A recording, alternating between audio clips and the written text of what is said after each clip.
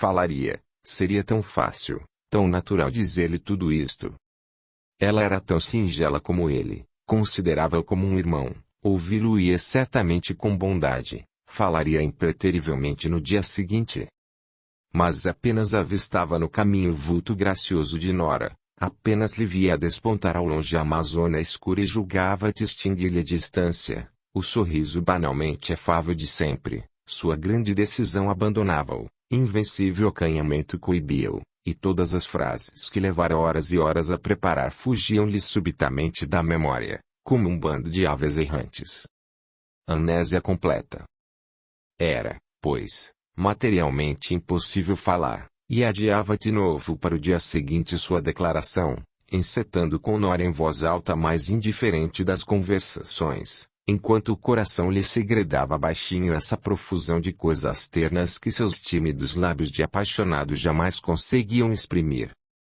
E lá iam os dois pelo caminho florido, numa camaradagem de amigos velhos, deixando expandir na fantasia de uma conversação, em que Danault se mostrava esfuziante de espírito e de lábia alegre e despreocupada, a inconsciente exaltação que lhes vinha da beleza irradiante das coisas e do tempo, a febre passageira de vida que lhes punha na alma tanto a primavera da natureza, como a primavera ainda mais embriagadora da mocidade que vibrava neles. Nora interessava-se imensamente pelo que lhe dizia Danault.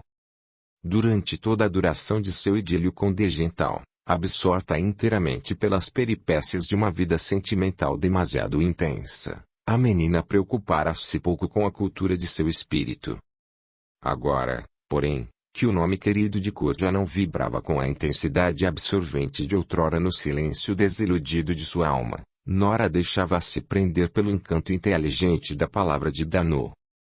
A cultura, a firmeza, a experiência mesmo desse espírito viajado, cujo amor da cidade natural se amegava para ele em observações de uma graça leve e nunca maldosa, seduzia-lhe a inteligência de uma inexprimível maneira. Ante a capacidade intelectual de Danault, avaliava a sua própria ignorância, aprendia no convívio dele uma infinidade de coisas de que antes não suspeitava a existência, e despertava nela um interesse estranho pelas coisas do espírito até então esquecidas pelas muito mais interessantes do coração. As conversações variavam sempre sobre incidentes do passado, mudanças de paisagem, leituras, músicas, esporte, principalmente sobre as viagens de Danault. Quando falava neste assunto era certo ver voltarem-se para ele os olhos compreensivos de Nora, com essa expressão de interesse vivo que ela para nada mais parecia ter, interrogava-o, pedia minúcias, deixando ir a passo o animal, entregue a ele mesmo, tal atenção que nela suscitavam as narrativas de seu companheiro. Clemente reparava, no entanto, que dessas narrativas mesmas eram as referentes a uma excursão feita por ele aos Estados Unidos, as que na verdade lhe citavam mais o interesse. Nora era insaciável quanto à pátria de sua mãe e só saía da espécie de distração cismadora em que, apesar da justeza com que respondia, andava sempre imersa, quando lhe fornecia a ele pormenores abundantes sobre as particularidades da vida yankee. Danault podia com razão gabar-se de interessá-la. Mas interessá-la apenas, por mais íntima que se tornasse a palestra, nunca Nora teve sequer um minuto de abandono, nunca saiu, mesmo quando se entregava à expansão de um riso, da reserva altiva sob a qual escondia o que de triste, terno ou saudoso lhe pudesse ir na alma. Era absolutamente desconcertante para o pobre Danault, cuja vida se cifrava agora em esperar para aproveitar, se tivesse ânimo, uma ocasião em que ela se mostrasse mais abordável, para confiar-lhe afinal seu grande segredo. Essa ocasião nunca chegava aí, embora Clemente se repetisse diariamente que era impossível ante o renascimento estival das coisas que Nora não principiasse a esquecer e não sentisse nascer em sua alma outras esperanças e novas aspirações de futuro, nunca a famosa ocasião se apresentou favoravelmente. E a primavera passou e passou também toda a magia dourada do estio, sem que Danault se atrevesse a romper o silêncio, a seguir o acertado exemplo do rude Sickingen. Terá ela afinal olvidado Kurt? Vivia a interrogar-se, observando a menina com uma atenção quase angustiosa.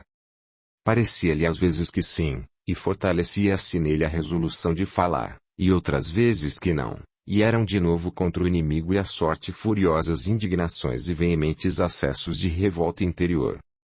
Nora nunca mais lhe tocou em Kurt, nem por uma longínqua alusão se referiu a fato, pessoa ou coisa que tivesse relação com os de Gental. Dir-se-ia que morrera para ela todo passado. Era essa uma das circunstâncias que mais esperanças devia dar a Clemente e era, no entanto, a que justamente o desanimava mais. Desde que ela não falava nele, era porque provavelmente esquecera, sim, mas, para que assim fosse, seria preciso que ela não tivesse aquele sorriso distraído, aquele desinteressado modo de julgar as coisas e encarar os acontecimentos, aquele absorto olhar indiferente principalmente, quando se dirigia a ele, aquela naturalidade. Se não fosse aquela naturalidade, se não fosse aquela total ausência de acanhamento ou de emoção quando o fitavam lhe falava, talvez ele já lhe tivesse falado, talvez ele já tivesse dito tudo o que por ela trazia oculto no coração. E o pobre Danou, desesperado, chegava a pensar que o que contrariava era esse tratamento de barão, do qual ela nunca até então se abstivera. Barão, barão, sempre barão. O nobre mecklenburguês chegou a odiar sinceramente seu título e muita vez se dizia tristemente que ela nunca saberia quanto o teria feito feliz se um dia lhe dissesse por descuido, já não queria que Clemente, mas Danou, sem esse abominável barão, que punha entre eles todas as cerimoniosas barreiras da etiqueta. Chegara, entretanto, o outono. Nora, visto a baixa sensível da temperatura, começava a encurtar seus passeios matutinos, que em breve por certo suprimiria de todo. Era preciso falar quanto antes, pois com a entrada do inverno falharia em breve para esses encontros diários o pretexto dos exercícios a cavalo. Danou compreendeu que a ocasião chegara, e, por uma linda manhã, a luz saudosa do sol de outono, que tornava de ouro fosco as folhas esparsas do caminho, como ela lhe pedisse algumas traduções mais, alegando os longos lazeres das noites invernais para escusar esse excesso de trabalho, ele decidiu-se repentinamente a falar-lhe. Disse-lhe, com emocionada sinceridade de seu nobre e delicado caráter, tudo o que de apaixonado por ela há tanto tempo guardara na alma, ofereceu-lhe, com a gravidade varonil do homem que empenha a felicidade de sua vida, seu nome, sua fortuna, sua posição, e, com a solenidade inconsciente dos momentos decisivos, pediu-lhe uma resposta clara e leal. Pobre barão! Pela primeira vez em sua existência foi eloquente, desataviado da costumada ironia que emprestava a seus dizeres um ar de troça. Falou com o coração, na justa esperança de que outro coração ouvisse e compreendesse. Mas estaria Nora tão imersa em seus próprios pensamentos que não percebesse o que de significativo comportava ultimamente a atitude do barão. Era de supor, pois um verdadeiro assombro pintou-se em sua fisionomia, ao ouvir a comovida declaração de Clemente. Ficou tão surpreendida, a princípio, que não achou que responder. Depois, ante o calor com que seu companheiro insistia, lembrou-lhe o que tinha sido e o que dela se havia dito e escrito. Danou levantou desdenhosamente os ombros, falou-lhe do futuro brilhante e feliz que o esperava, se ele se unisse a uma jovem de seu meio e de sua classe. Danou declarou que não havia em seu meio e em sua classe uma só jovem que lhe tivesse jamais merecido um olhar sequer, mostrou-lhe o pai doente e já que por educar, encargos estes que ela não podia absolutamente impor-lhe. Danou replicou que seria um filho para Alfredo e um protetor seguro para o pequeno, a quem votava um carinho quase paternal. Falha de argumentos, Nora recordou a diferença de religião que os separava. Danou, com uma seriedade respeitosa, asseverou-lhe que jamais se oporia a que ela praticasse os deveres de suas crenças e nela educasse os filhos que tivessem. A menina, não achando mais que opor-lhe, pôs-se então a falar-lhe docemente do pesar que provavelmente causaria a família com esse casamento inconsiderado. Falou-lhe com a meiguice bondosa de uma irmã e achou argumentos tanto mais especiosos e irrespondíveis, quanto maior era seu desejo de suavizar essa recusa. Falou-lhe, enfim, como sabe falar uma mulher quando diz que, o que quer dizer, com uma persuasiva eloquência incomparável, e o pobre Danault, ouvindo em silêncio, pensava consternadamente, ante a tranquilidade e a firmeza com que se exprimia, que ele na verdade lhe devia ser bem diferente para que ela pudesse tão friamente, sem um brilho mais vivo sequer nos olhos calmos, tratar do que para ele resumia toda a felicidade. Falaria ele demasiado cedo? E perdurariam ainda nelas recordações do outro? Com o seu grande desejo de vencer, custasse o que custasse, referiu-se a isto, assegurando-lhe que saberia ter paciência para esperar por tempo indeterminado que ela esquecesse, pedia-lhe simplesmente que se deixasse amar. Ante o recuo brusco de Nora e a gravidade ofendida de que se revestiu seu semblante, compreendeu que a magoara no ponto sensível, continuar seria alienar para sempre sua amizade. Não se zangue, Miss Nora, disse tristemente. É como se eu não tivesse dito nada. Realmente?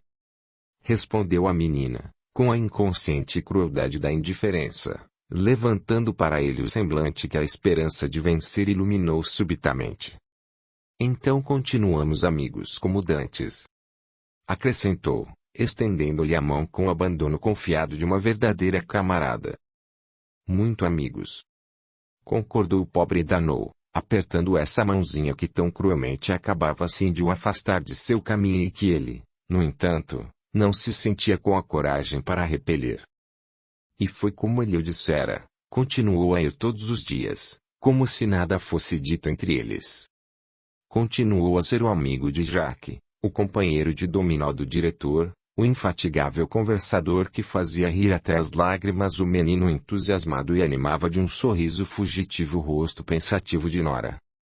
Audiolivro realizado pelo canal Surya Chand Audiobook. Continuou a ser o mesmo alegre Danault de sempre e representou seu papel com tanta naturalidade que a própria Nora se deixou enganar por essa aparência de descuidosa jovialidade. Imaginou que lhe se teria compenetrado da sensatez dos argumentos que lhe apresentara, e teria compreendido a loucura do ato que queria cometer. A pouco e pouco a lembrança do que lhe dissera foi se amortecendo nela, e o esquecimento veio naturalmente, pois o pobre Clemente nada mais fora sempre aos olhos dela do que um amigo fraternalmente considerado. Para ele, porém, é que o esquecimento não vinha. No convívio diário da menina sua paixão aumentava com todas as novas qualidades e os ignorados encantos que diariamente descobria nela. Admirava com elevado enternecimento a dedicação com que tratava do pai, a paciência carinhosa que dispensava a Jacques, o jeito calmo e simples com que dirigia a casa, a consciência com que dava conta das aborrecidas traduções inglesas. Quando ela falava, gostava tanto do timbre grave e triste da sua voz, como da maneira inteligente e fina com que lhe respondia, do acerto e da compreensão clara e prática que tinha das coisas e do mundo. Mas do que mais gostava nela, pois Danault era o homem e é isto afinal o que mais firmemente impera no profano coração dos homens, era de sua beleza, dessa beleza que na vida ativa e ao mesmo tempo repousada desses últimos tempos parecia ter desabrochado ainda mais lindamente.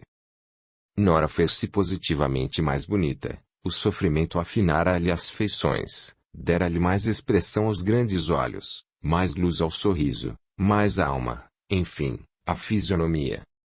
Qualquer coisa de indefinivelmente tocante emanava dela e impunha respeito, e o enamorado Danault, a quem nenhum desses matizes escapava, perdia cada vez mais sua tranquilidade de espírito e sentia chegar o momento em que lhe seria de todo impossível conter-se. Essa impossibilidade patenteou-se em toda a sua desoladora realidade pouco tempo depois. Numa noite de chuva, como Danault demorasse sua chegada, julgando Nora que ele não viria, devido ao tempo, e como lhe doesse a cabeça, soltou a massa negra e ondulada de seus cabelos, para aliviar-se do peso dos grampos e dos pentes. Era um manto régio, um verdadeiro manto de veludo escuro, que lhe chegava aos joelhos e que prendeu com um laço de fita sobre a nuca, para não lhe cair ao desdém pelo busto. A fita era de um vermelho vivo, de um vermelho espanhol, e fazia sobressair estranhamente, posta assim no largo laço frouxo, o contraste esquisito e encantador daqueles cabelos de treva com o azul carregado dos olhos cheios de expressão. Dano entrou nesse instante. Era a primeira vez que a surpreendia nesse desalinho de intimidade e pela primeira vez também não pôde, apesar do domínio sobre si mesmo, esconder a impressão de admiração sem limites que ela lhe inspirou. Deteve-se um segundo, fitando nela um olhar extasiado, nunca supusera que pudesse atingir aquela formosura. E realmente tinha razão. Esse penteado simples e severo emprestava à linda cabeça de Nora uma graça pura de adolescente, espiritualizava-lhe a fisionomia, dando-lhe a feição de uma virginal Madonna de Botticelli. Dano pouco falou nessa noite, e Nora, para disfarçar talvez o vexame de o amigo a ter encontrado nessa desordem de penteado, mostrou-se mais animada, mais viva, mais encantadora do que nunca. Esse encanto, porém, não pareceu atuar muito sobre Dano, pois alguns instantes mais tarde levantou-se bruscamente para sair. Estava visivelmente perturbado. Miss Nora, disse numa voz baixa e triste, ao despedir-se à porta da sala. A menina desculpe-me, mas é-me impossível continuar a vir. Não me pergunte por quê. Atalhou vivamente ante o gesto de espanto interrogativo da menina. Ficaria zangada se eu lhe dissesse. Creia, no entanto, que não a esquecerei, continuou a ser o velho amigo de sempre. E se por acaso precisar de mim ou mudar de ideias a respeito do que lhe disse há tempos, é só chamar-me, estarei sempre a seu dispor. E, inclinando-se profundamente diante dela, Clemente desceu quase a correr os 3 degraus de pedra da entrada. Nora estendeu o braço para o deter, mas esse braço recaiu lentamente ao longo do corpo, antes que seus lábios tivessem articulado o apelo que um minuto os entreabrira. Para quê? Levou instintivamente a mão ao peito, o coração não lhe pulsava mais forte, nem a sombra sequer de uma emoção a agitava, ela não amava Dano. E, seguindo com os olhos enxutos o vulto do amigo que se sumia na noite, ao longo da estrada onde a chuva caia numa trama cerrada e fina, Nora pensava que na verdade não tinha direito de unir seu destino a esse nobre e generoso coração. Que lhe poderia ela dar em paga de toda esta prodigalidade de amor e de dedicação? Nada, ou quase nada, pois não se poderia em verdade chamar alguma coisa essa fria amizade que, ante a partida definitiva do mais abnegado, do mais leal dos amigos, a deixava calma, inteiramente calma nessa estranha impassibilidade que nem sequer lhe fazia vir aos olhos uma passageira lágrima de saudade. Ela não amava Dano, não podia já amar a ninguém, e nesse instante compreendia melhor do que nunca, pois sua primeira ideia, ao ver partir Dano, era de que com ele partia a única pessoa que lhe poderia talvez dar notícias de Kurt. Foi-se Dano, durante alguns dias permaneceu ainda em Viena, na esperança louca de que Nora o mandasse chamar, mas como este chamamento não viesse, seguiu para sua pátria, enviando a menina o endereço para onde lhe poderia dirigir as cartas. A surpresa de seus parentes e amigos foi enorme ao vê-lo chegar tão extraordinariamente magro e com o ar soturno de quem andou frequentando a companhia dos coveiros. Que demônio de ciência teria ele estudado em Viena? Qualquer coisa de muito lúgubre por certo, pois nem o conforto de sua casa, nem o carinho de que o cercou a tropa considerável de seus sobrinhos, conseguiram arrancá-lo à tristeza de uma cisma macambúzia. Decididamente, a ideia de ir passar o verão na fornalha de Viena só teve como equivalente em extravagância a ideia realmente inqualificável de ir viajar para o norte da Europa em pleno inverno. Quando Dano comunicou esta resolução a seus parentes, foi uma grita geral e uníssona. Clemente perdera a cabeça. Não seria preferível, desde que resolvera fazer uma loucura, fazer outra mais razoável, que era casar-se? Só uma irmã de Dano, mãe de numerosa prole insubordinada e que cobiçava secretamente para seus filhos a fortuna do barão, declarou em tom peremptório que, loucura por loucura, era melhor a viagem, que apresentava pelo menos a vantagem de não ter consequências. Dano concordou com ela e pouco depois partiu para a Suécia, não se sentindo desta vez com coragem para atravessar os mares, pois afigurava-se-lhe que, não deixando a Europa, estaria mais perto daquela quem tão desprendidamente amava. A partida de Dano fez em casa dos Karsten um grande vazio. Jack ficou absolutamente desorientado, sem a presença tão distrativa de seu amigo, e Nora mesma surpreendeu-se várias vezes a pensar com verdadeira saudade nas longas conversas divertidas do que com ele tivera, na alegria que a jovialidade de seu caráter expandia em torno dele, no interesse que ele a tudo e a todos sabia dar. Para distrair Jack, que a ausência de Dano e o mau tempo tornavam tristonho e irritadiço, Nora teve que aparentar uma alegria que não sentia, brincando com o menino e forçando-se a rir para fazê-lo rir também. Essa obrigação ajudou a suportar a tristeza da partida de Dano. E o inverno foi assim adiantando-se pacificamente, como também se adiantava assim traiçoeiramente a doença do diretor. Karsten definhava dia a dia, à medida, porém, que seu corpo sucumbia, sua inteligência se reavivava e esclarecia, como se a proximidade do momento final espancasse as sombras em que ultimamente andava envolvido seu espírito. Nora não o deixava um só instante, trabalhava ao pé dele, numa cadeirinha baixa, junto à lareira, onde desde os primeiros dias do inverno ardia um grande fogareiro, pois Alfredo vivia a tiritar no aconchego dos cobertores que lhe cobriam o canapé. Numa dessas úmidas tardes de inverno, quando às 5 horas da tarde já é noite cerrada, costurava Nora em seu lugar habitual, ao pé do fogareiro, abandonando de vez em quando seu trabalho para traçar nas chamas, com a pinça de ferro que lhe ficava ao lado, algum desenho a brasas e a carvão. Jack foi brincar para o pé do bilheteiro e Karsten, que passaram um dia relativamente agitado, repousava afinal, o silêncio era completo, interrompido apenas pelo crepitar da chama buliçosa na lareira. Havia muito tempo que Nora trabalhava, olhos baixos sobre a costura, pensando melancolicamente em coisas tristes, enquanto a agulha ia e vinha na fazenda fina. Nora, disse de chofre a voz fraca de Alfredo. Que é feito do conde de Gental? A costura caiu bruscamente das mãos da menina, que se voltou para o pai, com receio de que delirasse, num acesso repentino de febre. Não se podia, porém, pensar em delírio. O diretor estava perfeitamente calmo, olhos abertos, fixando em Nora um olhar muito lúcido e claro. Devia estar assim a olhá-la há muito tempo, pois havia na expressão de sua fatigada fisionomia como que energia de uma decisão pensada. Sim, repetiu ele um pouco impacientemente. O conde de Gental.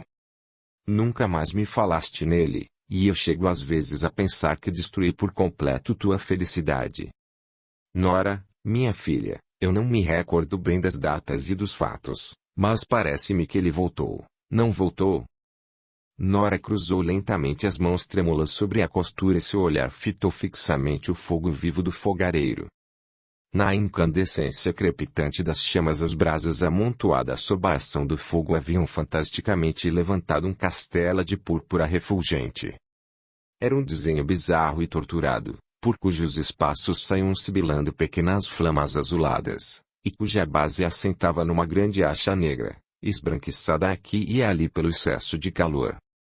Uma larga língua de fogo contornava, subindo em espiral ao longo das paredes vermelhas desse frágil castelo irradiante. Era uma construção de sonho, que a fantasia inconsciente da chama criou e que essa mesma fantasia momentos após destruía, numa derrocada magnífica. Sim, voltou. Respondeu afinal Nora, fitando sempre o ideal castelo cintilante, tendo no fundo de seus olhos claros como que um reflexo luminoso de todo esse fogo que fitava, talvez a reverberação intensa da chama ou de uma grande emoção. E por que não ficou? Tornou Karsten, com essa pueril insistência dos doentes, que a menor contrariedade se impacientam. Houve uma desavença entre nós. Replicou Nora com a voz um pouco oprimida, continuando a fitar a lareira, onde o castelo se inflamava em fosforescências de apoteose. Nunca nos pudemos entender. Vivia num meio tão diferente do nosso.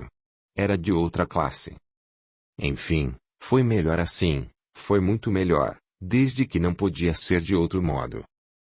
Karsten ficou silencioso um instante, contemplando a filha, cujo grave e lindo perfil a claridade vermelha do braseiro iluminava de um clarão de aurora. Sentiu confranger-se-lhe o coração no peito. Por que não poderia ela, assim tão bela, jovem e pura, ser feliz segundo o voto de seu coração? Não haveria nada que pudesse desfazer essa desavença. Esta ideia deu-lhe novas forças para prosseguir com certa animação. E onde está ele agora? Perguntou, sem suspeitar nem de longe o suplício que, sem querer, infligia à filha.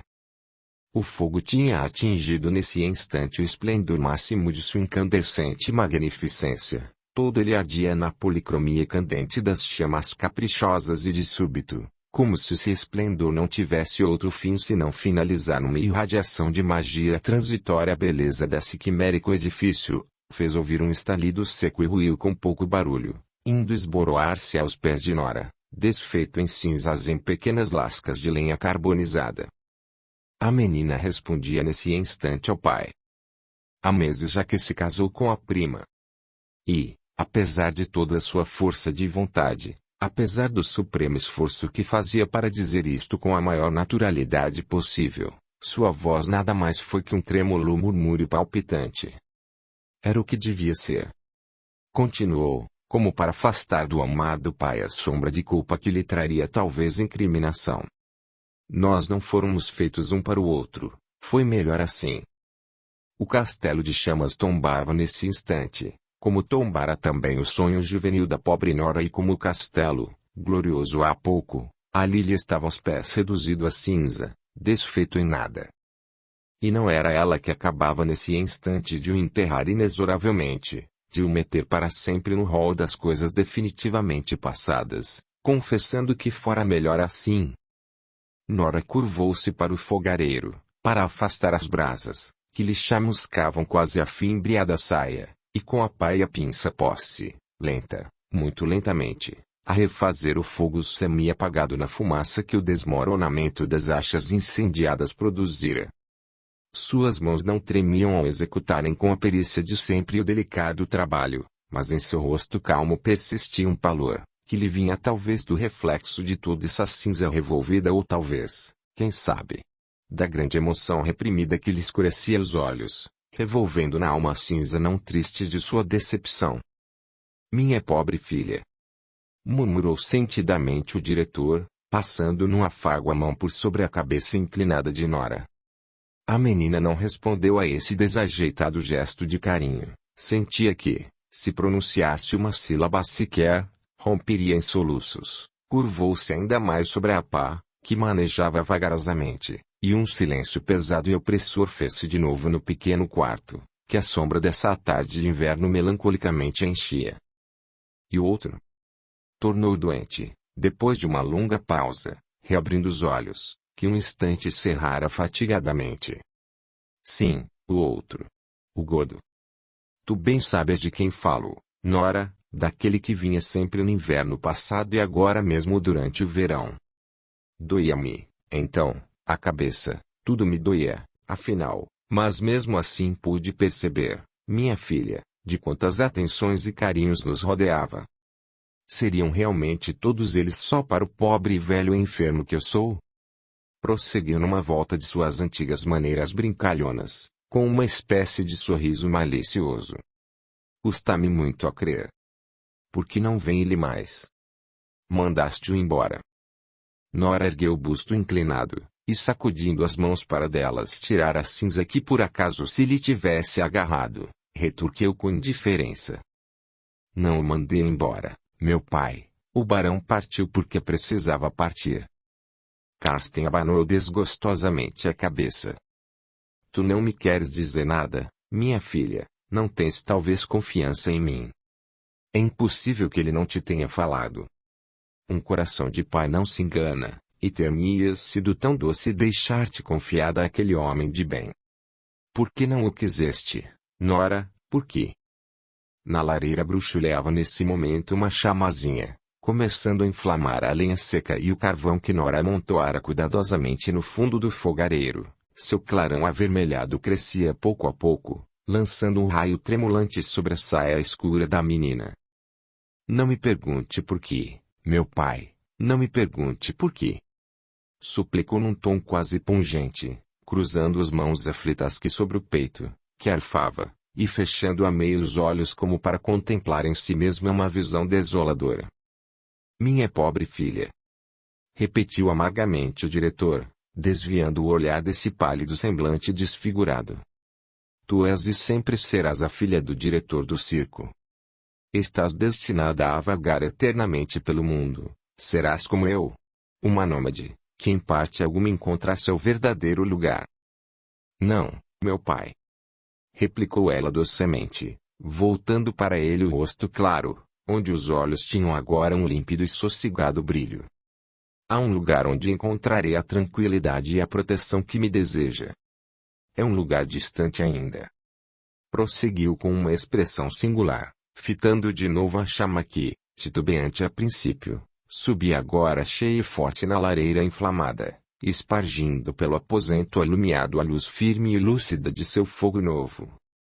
Mas é um lugar para onde irresistivelmente me levou uma vontade superior.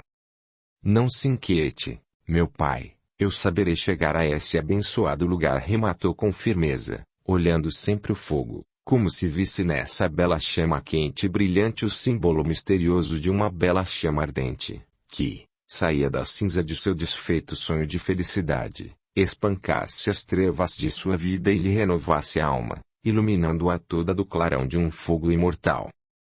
Não compreendo. Tornou Carsten queixosamente, passando pela testa a mão emagrecida, num gesto de infinito cansaço.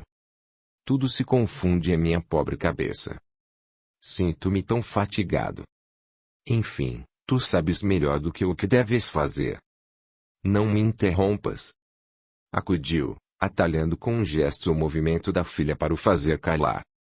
É preciso que eu fale hoje, amanhã talvez não saberei já, estou tão fraco. Nora, minha filha, quero que mandes chamar o preceptor. Sim, aquele que assistiu aos últimos momentos de tua mãe. Dize-lhe que estou a morrer, tenho a certeza de que virá. Preciso falar-lhe de ti, do menino, de Helena e de mim também. Nora. Prosseguiu, respirando com esforço e procurando com a mão tateante a mão da filha.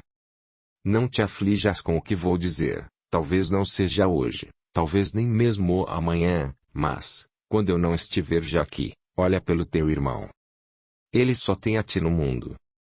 Se por acaso encontrares um dia a mãe, dize-lhe que lhe perdoei. Eu quero morrer como Helena me quereria ver morrer, sem ódio, sem rancor. Sim, sem rancor, como Helena. Repetiu com uma emoção que lhe vinha talvez do moroso beijo silencioso da filha sobre a mão, que apertava nas dela. Nora, minha pequena Nora, foi tua mãe, foi a minha querida Helena que te colocou a meu lado. Que teria sido de mim sem ti, meu Deus? Porque é preciso que eu te diga afinal, minha filha, é preciso que o saibas. Tu foste a minha alegria, a minha consolação, o meu sustento, a minha salvação. E eu acho, sim, chego mesmo a achar, como disseste, que foi melhor assim. Ele ter-te-ia apartado de mim, levar-te-ia para longe, e eu não te veria hoje aqui, não te poderia agradecer, não te poderia abençoar, minha nora. Foi melhor assim, foi melhor assim. Repetiu num soluço, reclinando sobre os travesseiros a cabeça extenuada, enquanto as lágrimas lhe corriam a fio pelas faces cavadas. Sim, foi melhor, meu pai, foi melhor assim. Repetiu Nora, com o fervor de um juramento, lançando-lhe ao pescoço a cadeia de seus braços trêmulos e beijando-lhe amorosamente a testa úmida de suor.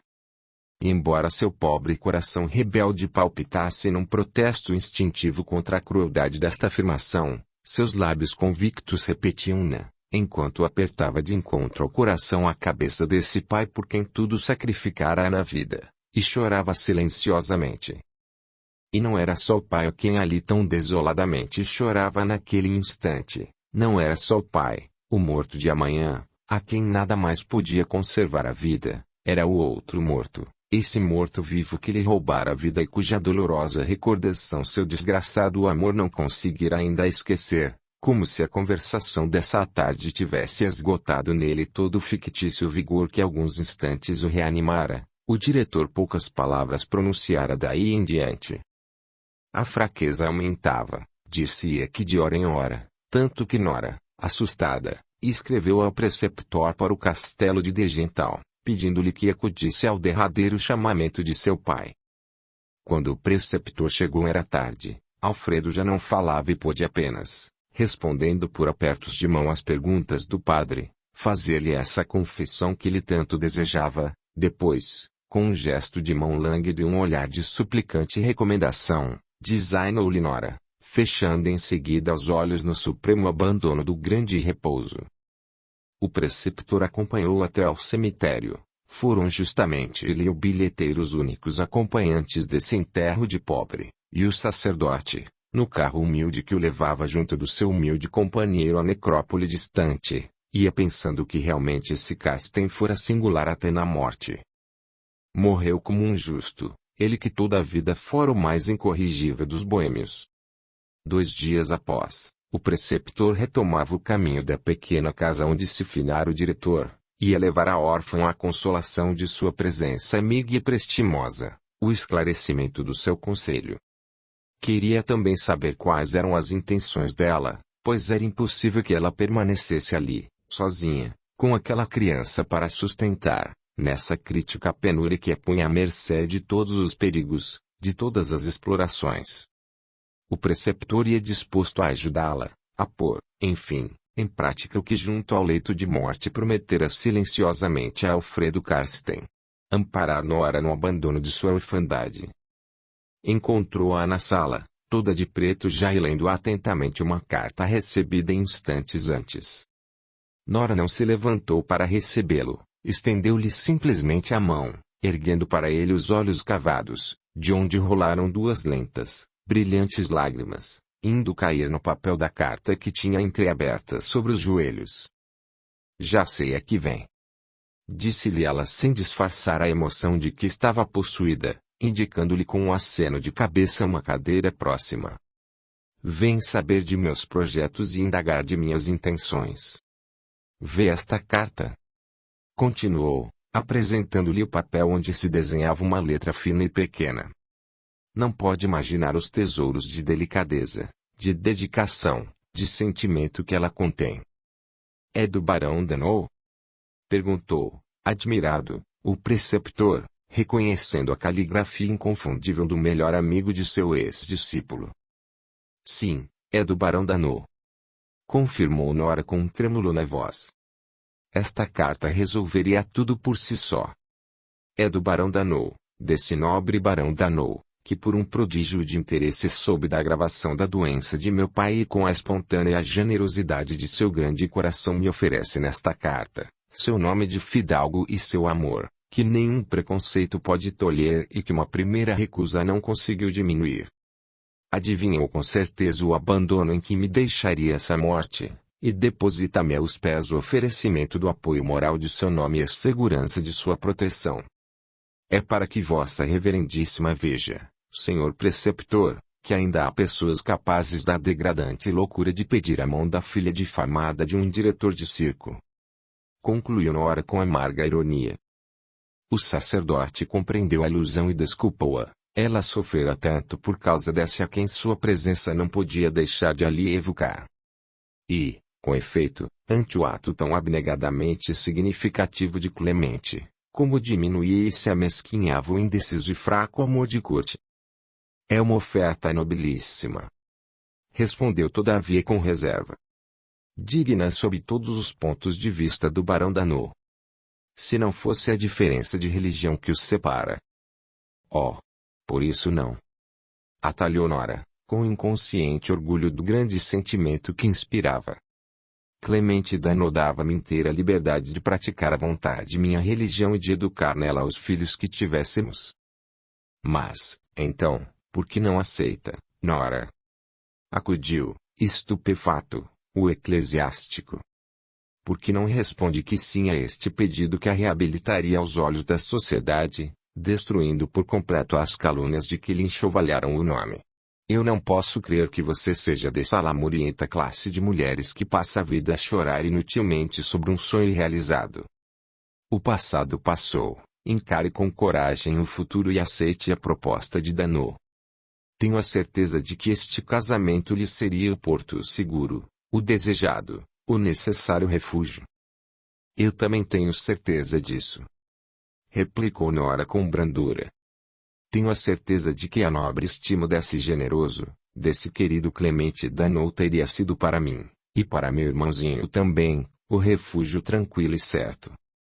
Mas eu não amo Dano, senhor preceptor, não o amo pelo menos como ele o merece, como tenho direito de ser amado. E seria de minha parte uma indignidade imperdoável aceitar-lhe o nome e o afeto, levando ainda no coração o fantasma de meu amor passado. Senhor preceptor, se eu não sou daquelas que passam a vida a chorar inutilmente sobre um sonho desfeito, sou infelizmente dessas que só podem amar uma vez. E toda a minha existência seria pouca para pagar a Clemente Dano, o que ele fez por mim. Falou num porto seguro. Continuou, erguendo a fronte bela, depois de uma ligeira pausa, durante a qual pareceu concentrar-se como para dar mais força ao que ia dizer. Um porto seguro. Repetiu numa voz lenta e profunda, como se falasse a si mesma, fitando no espaço um olhar de uma enigmática e iluminada expressão. Achei esse porto, senhor preceptor, pode tranquilizar-te, pois tenho plena, a consoladora convicção de o ter achado e de caminhar para ele infalivelmente. Irei talvez devagar, terei ainda no caminho lutas, tentações, mágoas, mas, ó se soubesse como tenho a certeza de chegar. Nora disse estas últimas palavras quase em voz baixa, seus olhos azuis, que o reflexo de seu sonho enchia de uma estranha claridade, fitavam através do vidro da janela o céu de inverno, onde sob a gaze transparente da bruma se acendia uma pálida estrela. Não se precipite em resoluções extremas, minha filha. Advertiu o preceptor, a quem impressionava não só o misterioso sentido das frases, mas ainda mais talvez a estranha expressão do semblante da menina. A gente, sob a dolorosa impressão de uma decepção inesperada, pensa às vezes poder romper com a vida aí. Mas eu não quero romper com a vida. Interrompeu Nora quase com um sorriso, voltando para ele um semblante animado, onde nada mais perdurava do místico reflexo que segundos antes o transfigurava. Pelo contrário, senhor preceptor, quero começar agora verdadeiramente a viver. Passou felizmente o tempo terrível em que desejei enterrar meu coração e morrer para todos e para tudo, para esquecer, afinal. Sinto agora mais forte, mais vivo do que nunca, pronto para a ação, pronto para a luta, pois creio que o destino da filha do diretor do circo, senhor preceptor, é passar pela vida lutando. A luta nunca me amedrontou, e diga-me, agora, com franqueza, se eu tenho realmente a aparência de alguém que quer romper com a vida. Num movimento impulsivo, Nora ergueu-se, desenvolvendo sem o saber, na elegância involuntária do gesto, toda a flexibilidade graciosa de seu corpo modelar. O sacerdote mirou-a da cabeça aos pés, assim diante dele, nessa atitude de espera, que lhe fazia palpitar de impaciência os músculos nasais. Ah! Como ela tinha razão! Não era com efeito uma criatura que pudesse romper com a vida, era uma esplêndida criatura onde a vida estuava por todos os poros, era uma mulher em pleno vigor de mocidade, uma linda mulher sadia e pura, cujo olhar irradiava de inteligência, cujo sorriso iluminava-se de ternura, uma criatura de beleza, de força de vontade, que o sofrimento purificara apenas, sem nada alterar de sua radiosa e soberba vitalidade. E esse? Perguntou o preceptor com um suspirozinho de pesar, ao lembrar o que poderia ter sido, mostrando Jaque, que com a familiaridade das crianças se encostara à saia da irmã, fitando no visitante dois vivos olhinhos curiosos. Este será meu primeiro cuidado. Respondeu Nora, apoiando as duas mãos nos ombros do menino, e a chegando mais para si, como para definitivamente tomar posse dele. O meu mais querido dever. Lance os olhos em redor, senhor preceptor, Não vê que já não há quase nada e o que resta tem um ar de partida. Que vamos partir também nós. Vamos para a América, para a pátria de minha mãe, onde eu espero encontrar na família dela o apoio moral que me faltaria aqui. É para lá que eu quero levar Jaque, e lá que eu pretendo fazer dele um homem. É lá que ele fará mais tarde sua vida. É lá também que se me abrirá o campo de ação onde projeto trabalhar ainda muito e muito. Mas tudo isto está distante. Por enquanto é preciso tratar das passagens, e é para isto que eu vou ainda reclamar de sua bondade mais um favor de amigo. O sacerdote levantou-se, estendendo-lhe afetuosamente a mão. Minha filha, disse com seriedade de uma suprema recordação. Pela terceira vez prefere a luta ao sossego, que o Senhor a ilumine. São extraordinários os caminhos por onde lhe apraz levá-la, mas, por mais extraordinários que sejam, tenha a certeza de que ele lhe assistirá sempre com sua graça, como lhe assistiu até agora, mesmo quando permitiu que a vida destruísse cruelmente sua felicidade terrena. Havia chegado à porta, que o sacerdote abriu para partir. Era noite feita, no céu muito alto, muito negro, muito límpido, as estrelas palpitavam radiosamente na refulgência de seus fogos milenários, e, numa derradeira alusão àquele por quem conhecera o sofrimento e a decepção, Nora levantou para a altura serena os olhos cheios de um elevado fervor. E é preciso agradecer a Deus comigo, senhor preceptor, murmurou docemente, num sorriso apaziguado, juntando as mãos como para a gratidão de uma prece. Que só fosse destruída a minha e que ele ainda tenha podido ser verdadeiramente feliz. Algum tempo depois, numa cidadezinha montanhosa do sul da Alemanha, um jovem par achava-se temporariamente hospedado no único hotel do lugar, quase vazio já, pois o fim da estação arrastava para as capitais o bando errante dos veraneadores. Eram moços ambos e voltavam evidentemente da clássica viagem de núpcias à Itália, pois nas malas de bagagem que transportavam liam-se quase todos os nomes das principais cidades desse país, para onde a moda conduz geralmente os noivos afortunados do snobismo europeu.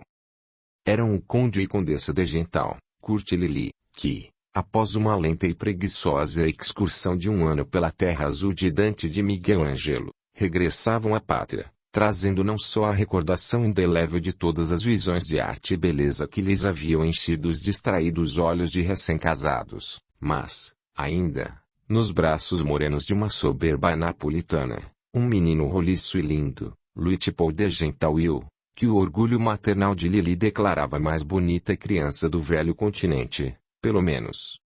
Por causa do pequenino, haviam eles decidido fazer demoradamente a viagem de volta por pequenas estações, parando aqui e além, para não fatigar a criança nem a ama, pois, apesar de todo o seu desejo e do desgosto que essa impossibilidade lhe causava, a condessa Lili não podia amamentar seu primogênito.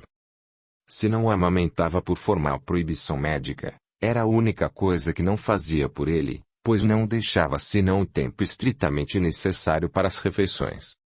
A jovem vivia enlevada na alegria de sua maternidade feliz. Kurt passar para o segundo plano, era Luitpold agora que exclusiva e tiranicamente lhe absorvia a atenção e os cuidados.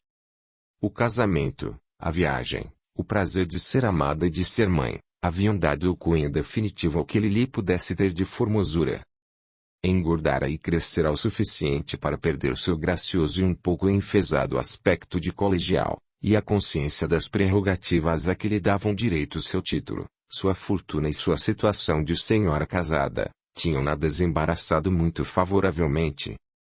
Embelezara positivamente, pois nada pode embelezar mais seguramente a uma mulher do que a felicidade no amor.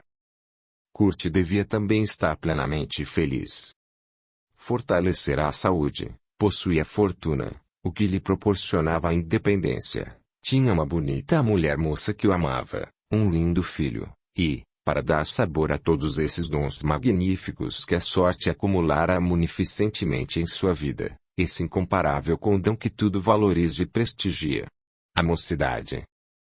Sim, devia na verdade ser completamente feliz, E era por certo essa preciosa felicidade que o mantinha solitário e cismador no terraço ao resto do chão do hotel, reclinado numa dessas fundas e cômodas cadeiras de palha que o gênio dos hoteleiros oferece ao devaneio preguiçoso de seus hóspedes, tendo na mão um livro, sem o ler, e deixando vagar os olhos de embevecimento pelo grandioso panorama de montanhas, onde as primeiras tintas do crepúsculo começavam a esbater a grande luz gloriosa do dia que ia findar. Era provavelmente nessa felicidade que pensava, mas era também na secreta e inconfessada decepção que para ele havia sido essa viagem de núpcias. Uma espécie de cansaço vinha-lhe de todos os horizontes, dessas paisagens, desses museus e desses quadros contemplados. Sentia-se farto do estrangeiro e, como uma intensidade que o deixava pasmado, aspirava ao retiro de seu velho castelo solarengo, onde livremente poderia pensar, trabalhar, devanear e ficar só. Porque era isso que o marido de Lili aspirava mais ardentemente, embora ele o não quisesse confessar a si mesmo. De que se sentia inexprimivelmente aborrecido era da presença constante e absorvente de Lili. Gostava muito dela, reconhecia-lhe com justiça uma bondade extrema, um bom senso superior, uma invejável igualdade de gênio e de maneiras, mas eram esse bom senso e essa invariabilidade de bom humor que afinal o enervavam. Nunca esperara dela grandes arroubos e entusiasmos excessivos. Sabia prática e sossegada como o próprio prosaísmo, mas, francamente, esperara muito mais do que aquelas superficiais e tão pouco sentidas exclamações de admiração diante dos inigualáveis espetáculos de beleza e de arte que a Itália lhes proporcionara. Lili tinha o dom de perceber logo o lado fraco e defeituoso das coisas, amesquinhava tudo. Kurt dizia-se aborrecidamente que, afinal de contas, essa viagem, onde nunca simultânea e unisonamente haviam vibrado suas duas almas desiguais, essa viagem, que deveria ter sido um lindo sonho nupcial, nada mais fora que uma banalíssima excursão, que ele se sentia ansioso por terminar. E era nisto que cismava o feliz de Gental, quando, no caminho em declive da montanha, avistou, dirigindo-se para o hotel, um excursionista em quem julgou reconhecer alguém muito familiar. Será possível? Exclamou, levantando-se impulsionado pela mais jubilosa das surpresas. Mas tão magro, assim tão magro, não é crível que seja ele. O excursionista adiantava-se, entretanto, entrando com a sem cerimônia de um velho hóspede no terraço onde se achava de Gental. Danou!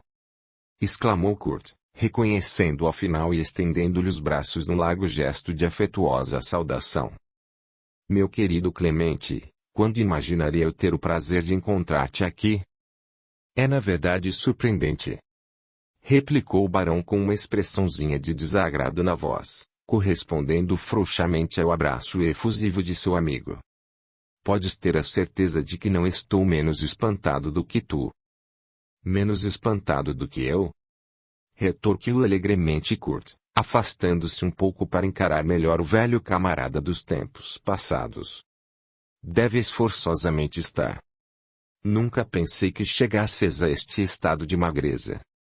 Imagina que, ao avistar-te, ao longe, levei algum tempo a duvidar de minha vista. Irreconhecível. Como arranjaste essa esbelteza? Algum desconhecido regime para viajar? Coisas da vida. Respondeu evasivamente Danou, no indiferente levantar de ombros. Mas que demônio de coisas são essas? Doença. Trabalhos Clemente, tu não fazes ideia de como estás mudado. E não fazes também ideia da satisfação que é para mim este nosso encontro havia tanto tempo. Desde o meu noivado em Viena, lembras-te? Volto agora da Itália, sabes? Apresentar-te-ei a Lili daqui a pouco, ela anda lá por dentro às voltas com o pequenino. Porque eu tenho um filho, meu caro, não sei se tiveste notícia. É um garoto magnífico, que te apresentarei mais logo e que acharás incontinente e uma beleza, se quiseres cair nas boas graças da mamã. Mas, continuou, puxando para junto da sua uma cadeira onde Danou se assentou. Tu ainda não me disseste o que te trouxe a estas paragens. Que tens feito todo esse tempo, Clemente? Oh! Nada de muito aproveitável. Acudiu o barão, cruzando as pernas com a fleuma de sempre. Ando como um herói de romance a viajar, para esquecer um amor infeliz. Sugestivo, hein? E será mais sugestivo quando souberes que tens diante de ti um homem que acaba de receber pela segunda vez essa desconsoladora coisa que vulgarmente se chama uma tábua. Uma tábua. Um partido como tu, Danou, não é possível. Interrompeu Kurt, arregalando uns olhos cheios de estupefação. E de quem, meu pobre amigo, de quem? De Nora Karsten. Replicou o barão, num tom áspero, depois de uma hesitação quase imperceptível, fitando no amigo um olhar descontente e rancoroso. Nora Karsten. Balbuciou o outro, assombrado. Mas ela não fugiu com um tal Landolfo. Oh! Isso era muito fácil de acreditar para quem tinha vantagens em acreditá-lo. Atalhou Danou, com um sorriso escarninho. Infelizmente eu não estava no número desses privilegiados. Que queres dizer com isso, Clemente? Perguntou agitadamente o conde, que se fez de súbito muito pálido. Dar-se-á o caso que não tenha sido verdade. Foi a mais vil, a mais infame das calúnias. Lançou bruscamente Danou, cedendo afinal ao desejo muito humano de atormentar com a tristeza de um remorso esse venturoso Kurt, em quem via o homem por quem fora irremediavelmente rejeitado. E numa explosão repentina, em que exalava a um tempo a indignação que provocara nele o proceder do amigo e a amargura que sofrera, continuou num tom incisivo, martelando as palavras, como se as quisesse gravar indelevelmente na alma de seu interlocutor. Foi uma dessas infâmias que, gozando da impunidade que lhes garante a lei, se praticam cada vez mais habitualmente. Foi uma vingança desse torpe Landolfo, uma vingança diabólica, uma vingança tão bem calculada, tão bem combinada, que atingiu magistralmente o fim que se propunha. Quem fugiu com o secretário, esquecendo, num regresso ao passado equívoco, seus deveres de esposa e de mãe, foi Emília, mulher do diretor. Nada mais se podia esperar daquela criatura de frivolidade e de inconsciente perversão, mas quem saiu irreparavelmente enxovalhada de toda essa vesga história foi a pobre Nora. O miserável substituiu-lhe o nome ao de sua indigna amante nas notícias dos jornais, contando, pela infernal habilidade de sua experiência, com a credulidade do público acerca de tudo que de escandaloso se conta a respeito de coisas e gente de teatro. Mas, Danou, não é possível. Se eu li com os meus próprios olhos. Sim, tu leste com teus próprios olhos. Prosseguiu o barão, acentuando até o sarcasmo a ironia de seu tom. Leu como eu li, como toda a gente leu, e acreditaste, como toda a gente acreditou. Estavas em teu direito. Eu, porém, que nunca fizera nada para me aproximar mais intimamente dela, como tu, e nunca, ainda como tu, lhe jurar um amor eterno e um apoio infalível, eu, que a conhecia bem menos do que tu, e que nada podia esperar dela, tinha no entanto em tão alto conceito, que logo se me afigurou impossível essa calúnia. E fiz o que não fizeste, fui simplesmente procurá-la. Oh! Eu não deveria talvez ter feito isto, não era noivo dela, não tinha com ela compromisso de espécie alguma, não lhe era nada, mas tinha a loucura de amá-la como tu nunca suspeitarás que se possa amar, meu pobre Kurt, e fui assim mesmo. Queres saber como eu a encontrei? Encontrei-a sozinha, à cabeceira do pai moribundo, entre a velha criada enferma e uma criança abandonada, sem recursos, sem família, num isolamento de ruína, sem ninguém que a protegesse, que a aconselhasse, que lhe dirigisse os atrapalhados negócios. Ah! Nunca pensei também achá-la tão calma, tão digna, tão pura, tão à altura de limitada confiança que nela depositara cegamente meu afeto. Fiz por ela o que pude, teria feito tudo, se ela me tivesse permitido. Mas ela não quis, não, senhor. Nunca obtive dela mais do que a gratidão afável de uma amizade banal, pois, Por mais duro que isso me tenha sido e mais absurdo me pareça agora que te vejo, ela nunca te foi infiel, nem por pensamento. Fui eu quem lhe comunicou teu casamento, vi seu sofrimento, assisti à silenciosa agonia de seu sonho, compreendi e senti o que de vida e crença destruiu em sua alma essa a tua deserção.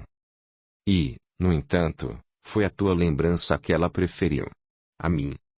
Kurt, tu foste um grande culpado, não só destruíste a felicidade de uma vida juvenil e cheia de esperança, mas tornaste impossível a minha própria felicidade. Clemente parou um pouco, ofegante e já envergonhado do excesso dessa expansão a que não estava acostumada sua comedida natureza concentrada. Kurt, chamou de chofre uma voz sonora, vinda do hall do hotel. Não queres ver Lulu?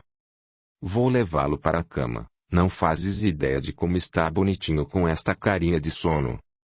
E, sorrindo para o pacote de rendas e cambraia branca que trazia amorosamente nos braços, Lily surgiu no limiar da porta, muito elegante no vestido branco de uma toilette de jantar, onde em rendados arabescos sorria a graça esquisita de um cravo de valor, sem suspeitar nem de longe o mundo de pungentes emoções que sua descuidosa aparição intimamente reprimia. Não estás só? Perguntou, adiantando-se um pouco no terraço que o crepúsculo escurecera e procurando distinguir na penumbra o companheiro do marido. Mas, acrescentou com um brilhante sorriso de surpresa. Se os olhos não me enganam, é o Barão Danault, a quem tenho o prazer de ver. O Barão Danault em pessoa, Condessa. Replicou Clemente, levantando-se e dominando por um violento esforço de vontade a comoção que lhe sacudia os nervos. Já não me surpreende, então, a demora de Kurt cá por fora. Tornou Lily, sorrindo sempre, correspondendo à inclinação profunda do burguês com um amistoso movimento da cabeça loura. Desculpe-me, se não lhe dou a mão, barão, mas, como vê, tenho as ambas ocupadas. Sim, e meu filho explicou com a orgulhosa complacência das mães venturosas, é o nosso Luitpold, o meu Luluzinho, a quem Vossa Excelência não pode agora admirar devidamente, pois está escuro aqui e ele tem os olhos fechados. Morre de sono, coitadinho. Não imagina como é esperto. Prosseguiu, fitando um embevecido olhar na criancinha loura, que Danault a custo descobriu no meio das fofas rendas brancas e a quem naturalmente fez logo um elogio. Há de conhecê-lo amanhã, quando vir acordado. Veio tomar a benção ao pai, a esse distraído papá, que lhe prefere os cigarros, os livros, a vista das montanhas, quanta coisa há, enfim, a esse ingrato papá, que nem sequer lhe estende os braços para o beijo de todas as noites. Assim falando, a jovem aproximou-se do marido, sempre imóvel em sua cadeira de palha, e com um gesto de infinito carinho, um lindo gesto maternal, estendeu-lhe a cabecinha adormecida do pequenino. Kurt curvou-se sobre seu filho e depôs-lhe na testa um beijo distraído. Viu este beijo? Disse Lily com ares de amor, apresentando Luitpold a Danault para a idêntica carícia. É assim que ele gosta do filho. Pobre do meu Lulu, se não fosse eu, creio que nunca seria realmente beijado, concluiu, apertando afetuosamente de encontro ao seio seu precioso fardo. Até já, sim? Perguntou da porta, numa despedida que era um convite. Não pode deixar de jantar hoje conosco, Kurt não me perdoaria se eu o deixasse ir. E, sorrindo sempre, a loura condessa degental fez de longe um cumprimentozinho afetuoso ao barão, desaparecendo ligeiramente no interior já iluminado da casa.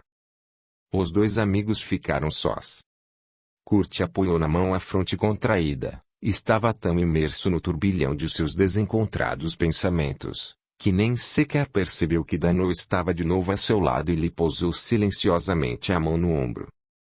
A revelação do amor de Danault por Nora e da inocência dela tinham acordado nele tudo o que levava um ano inteiro a querer desesperadamente esquecer, precipitara-se de novo em plena paixão, essa torturante paixão que lhe oprimia agora o coração num sofrimento de agonia. Deu um longo e doloroso suspiro, um verdadeiro suspiro da alma. Kurt. Disse então Clemente, com uma piedade seriedade. Peço-te que me desculpes a minha violência de há pouco. Deixei-me arrastar por um sentimento superior à minha vontade e cedi-me. Não tinha a intenção de magoar-te. Mas havia jurado a mim mesmo que, se te encontrasse algum dia, reabilitaria Nora a teus olhos, embora sofresses tu com isto. Não toquemos mais neste assunto, queres? Ela não fora destinada para nenhum de nós.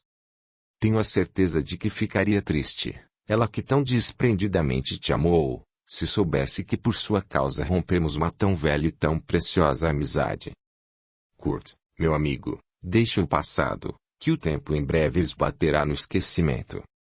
O nosso afeto mútuo deve sair intacto dessa passageira crise dos nossos corações.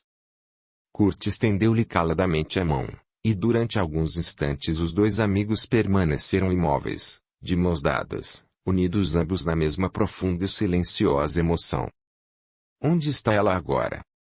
Perguntou afinal Degental, voltando para Dan um pálido e desfigurado semblante. Foi para os Estados Unidos com o irmão. A morte do diretor deixou-os a ambos num isolamento terrível, escreveu-me ela. Julga mais fácil arranjar lá a vida e educar o menino, conta com o auxílio da família da mãe. Pobre Nora. Enfim, o destino é o destino. O teu, meu caro Kurt, é o de ser feliz com a mulher e o filho que a bondade da providência te concedeu, o meu é o de partir. Oh! Não para onde pensas? Atalhou com um sorriso triste, ante a muda interrogação de Degental. Eu não farei mais a tolice de procurar Nora Karsten, nada nos pode reunir em vida. Falo simplesmente de por termo as minhas intermináveis viagens. Que vai ser de ti, meu pobre Clemente? Exclamou Kurt com ímpeto, lembrando a solidão do eterno celibatário que lhe pressentia no amigo. Que vai ser de mim? Repetiu Danou, um pouco surpreendido pela pergunta, mas já com a desenvolta ironia de sempre. Simplesmente isto. Depois de algumas voltas que ainda pretendo dar pelo planeta, regressarei a meu solar tanto mais querido quanto mais tempo andei vagabundamente distante dele, pois, meu caro amigo, quanto mais viagens faço, tanto mais fortemente se vai arraigando em mim a burguesa convicção de que o bicho-homem se acha bem só num lugar. É dentro de sua própria casa, em sua própria terra. Regressarei, portanto. Durante algum tempo as raparigas da vizinhança se alvoroçarão com a ideia inevitável de conquistar-me, a maior parte de minha família e todas as velhas senhoras das minhas relações empenhar-se-ão neste louvável intuito. Eu resistirei, tornar-me-ei, então, um enigma indecifrável para a sociedade, serei interessantíssimo. Depois, com a idade, sempre sobre meus livros, realizarei o tipo perfeito do esquisitão, sem nunca deixar de ser o que é, em suma, meu destino neste mundo imperfeito. A esperança de meus sobrinhos. Uma esperança que se transformará em gostosa realidade, espero eu. Rematou com um sorriso de troça indulgente, enfiando seu braço no do amigo. Creio que aí vem tua senhora reclamar-nos. Acrescentou, mudando de assunto. Kurt, não a façamos esperar. E, de braço dado, entraram ambos no hall iluminado, onde se destacava em branco a silhueta elegante de Lily, enquanto no ar calmo da noite quase feita a sineta do hotel tocava para o jantar. Foi, na verdade, o quadro exato de sua vida futura que Danou traçou naquela tarde ao conde Degental. Depois de alguns anos mais de viagens estudiosas, ele regressou à sua mansão da província, onde se embebeu definitivamente em suas investigações científicas e em seus trabalhos literários.